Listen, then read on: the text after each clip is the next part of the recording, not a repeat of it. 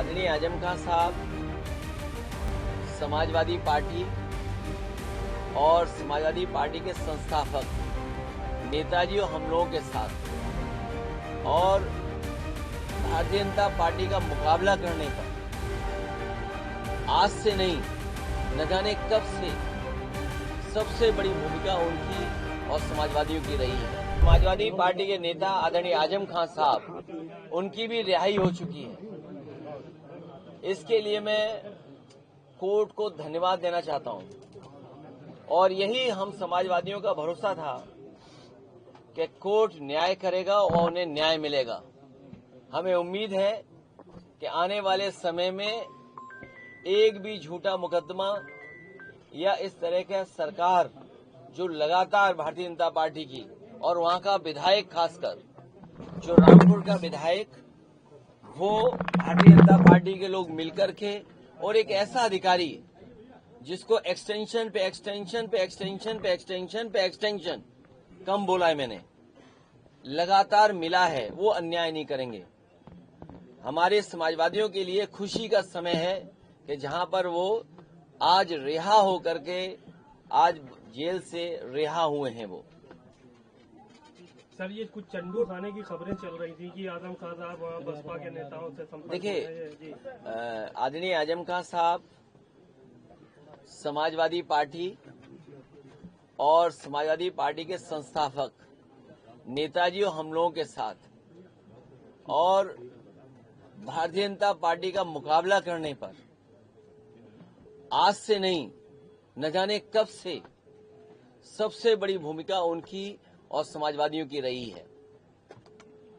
और आज तो इतना खुशी का ये भी समय है कि जब आज मैं इन लोगों से मिलना हूं जहां एक पुरानी जगह पहुंचे वहीं पर उन्हें भी आज ही न्याय मिला है और हमें उम्मीद है कि आने वाले समय में उनके सभी मुकदमे खत्म होंगे और समाजवादी सरकार बनने पर जिस तरीके से मुख्यमंत्री जी ने अपने मुकदमे वापस लिए हैं, उन्होंने न केवल अपने मुकदमे वापस लिए हैं बल्कि डिप्टी सीएम के भी मुकदमे वापस लिए हैं, तमाम भाजपाई नेताओं के मुकदमे वापस लिए हैं।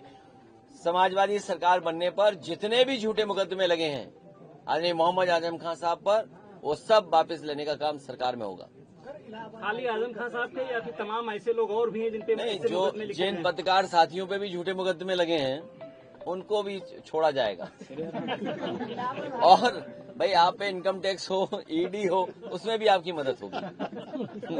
इलाहाबाद हाईकोर्ट का जो ऑर्डर आया है, अब उसमें उत्तर प्रदेश गवर्नमेंट ने कहा है कि पॉलिटिकल रैलीज में भी जातियों का शब्द इस्तेमाल नहीं होगा। किस तरह से फिर आगे रैलियां होंगी? बताओ, सरकार अब जागी है जब स्वजाति लोगों को, वर्चस्ववादी लोगों को और ताकतवर लोगों को हर जगह बैठाया हुआ है। अगर आपका चैनल उन्हें सही चलाना है तो हो सकता है उस चैनल का हेड भी हटा दें। अखबारों के हेड तो हटे ही हटे हैं। तो ये जो 5000 साल पुरानी बातें थीं उनको दूर कैसे करेंगे? बाबा साहब भीमराव अम्बेडकर जी को जाति की वजह से भेदभाव का सामना करना पड़ा। एनिमिलेशन ऑफ कास्ट उनकी जो किताब है, निबंध है, ऐसे वो पढ़ने लायक है कि किस तरह जाति के आधार पर भेदभाव हुआ है, लोग अपमानित हुए। डॉक्टर राम मनोहर लोहिया जिंदगी भर इस बात को कहते रहे कि जाति तोड़ो, समाज की व्यवस्था बने, और जाति तोड़ने का काम हो। नेताजी लगातार इस बात को करते रहे, संघर्ष करते रहे, हम सब लोग जोड़ते रहे। कभी बहुजन समाज के नाम पर हम सब लोग जुड़े एक साथ, और आज भारतीय जनता पार्टी पीडीए से घबरा करके हालांकि वो हाई कोर्ट का फैसला है, लेकिन मैं ये मानता हूं हमारा पहला इमोशनल भावनात्मक रिश्ता अगर कोई है तो वो जाति है। वो कोई डिनाई नहीं कर सकता है। मुझे उम्मीद है कि भविष्य में कोर्ट इस बात को भी कहेगा कि जातियां कैसे खत्म हो, जातियों की भेदभाव कैसे खत्म हो। कोई हमें जाति के आधार पर हमारा घर मकान न धुलवाए, कोई जाति के आधार पर प्रतिमा न धुलवाए, कोई जाति के आधार पर अगर मैं मंदिर चला जाऊं तो मंदिर गंगा जल से न धोए। हमें उम्मीद है कि ऐसे लोगों के खिलाफ भी कार्रवाई होगी जिन्होंने गंगा जल से किसी का घर धोया हो, मुख्यमंत्री आवास धोया हो, जाने के बाद मंदिर धोया हो। For more of such videos, do like, share and subscribe to ET Now Swadesh.